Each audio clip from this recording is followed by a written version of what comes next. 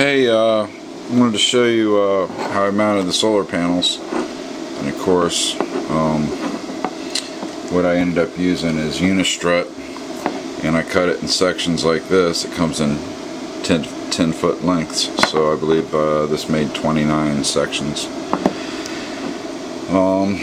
And here's a finished one, and what I did is put putty tape on it, and that's 1 inch by 3/16, and then I took these flat washers. You can see the size there, 5/16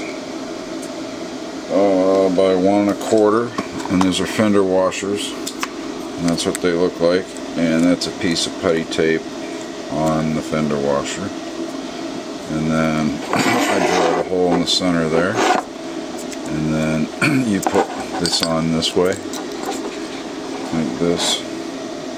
The finished product looks like this, and then I use a stainless steel 7/16 3.5 inch lag bolt, and then thread it in,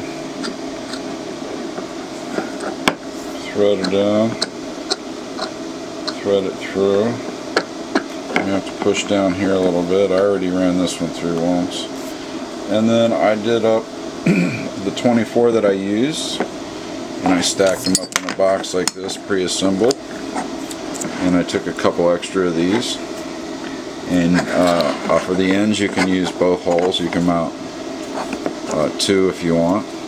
I was just using 1, and if it pulled down good, then I only used 2, and I only had to add 1 hole to one of my mounts up there, which you'll see in the second video I posted. I've already got that video done while I was up there earlier today. And then I use these twist locks to go in here. Put this up too soon. Let's go ahead and say this is ran down and put in there. I'm trying to put it all the way in. And then you got your twist lock that goes in there. These things are pretty awesome. It happens to fit right over that, and it's covered in plastic, so don't take the plastic off. And then turn the twist lock, and then these are usually really easy. So that is the finished assembly. And these mount on the roof this way, so the water can run past and down. And then there's really nowhere. That's if you look at the putty tape. And then I filled the holes with silicone. I use this kind of silicone here. Filled the holes with silicone, and then after I drilled the holes, I cleaned them up, filled them with silicone, and then just ran a bead, around the area where I knew this was going to be, and then tightened this down. And then the bracket joiners look like this for the unirail. Like this, you can bolt the unirail together, and these are, imagine these being, of course, 2 10-foot sections, and you can use the shorter unirail, or you can use the thicker unirail. I use the shorter, the thicker, of course, on the bottom, and then the shorter on the top. And then you bolt these two. These are 2 10-foot sections, so you'll have 20 foot. And then when you plan out your mounting on the roof, just make sure this ends up in between 2 of your mounting feet. This is your feet, and this would bolt on like that. And then I use these with the fender washers to hold the railing on here. Sorry, I'm trying to hold the camera here. Of course. And then this bolts to this up on the roof, and that's how you mount your long rail to the roof, and you've got plenty of adjustment. And these actually have a little adjustment. Even when they're bolted together, you got a little bit of adjustment, which is nice if you need to give a little or take a little.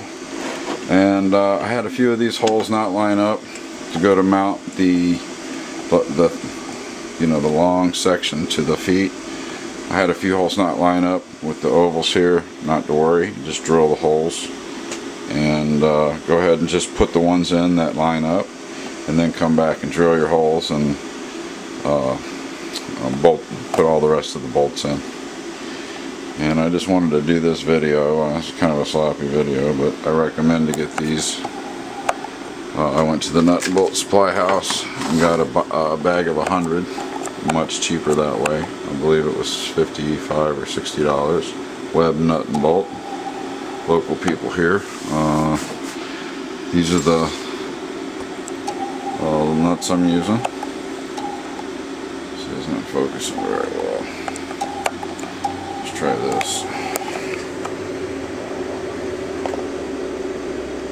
There it is. And then I got all this at the box store, Home Depot or Lowe's. Carries all this stuff. And here's the putty tape. And the putty tape is 5/16 by 1 inch. 5/16 by 1 inch, and that is not showing up. Nope, not. These come in bags of 5. These are 1/4 inch. They make them in different sizes if you want a bigger bolt. I used everything in stainless steel and anodized. These are what I use to attach these bad boys. So of course if the spring inserts want to go in, it'll be easier to slide them over or whatever, but you don't need these. You can use any nut and bolt you'd like. And that's pretty much the whole setup. I looked at solar mounting kits. They were very expensive. And then of course on the ends of these, which I don't have, but they have these end caps, which are quite nice. There they are. I'm going to go ahead and get them and put them on just on the top. In really rough weather you could put them on the back as well. I don't recommend, I mean if you do, make sure you drill holes in them. But for extreme weather, worse than maybe here in Florida, I designed them here this way. When I originally was thinking these are mounted on the roof like this, all the water is going to drain past and there won't be a problem. And even if you want, you cut another piece of putty tape and mold over the top of the bolt heads. And then 3 silicone around the edge, top edge and back edge, and you're good to go. You're watertight. It rained today after I put them up and had no leak, so knock on some kind of wood. This looks like wood. We'll knock on that just for a little good measure. Alright, check out the second video where I'm up on the roof and you can see what all this looks like. Batteries are getting better and better every day. That's my dummy other unit. That one's going to go up. I just need a longer cable here. And then check out the breaker box mod I did, so you can figure out what that loop is right there, the big one. I'm going to do another video on that. That's actually working out freaking awesome. That's the cover for the bottom of the unit there. Okay, see you all next time.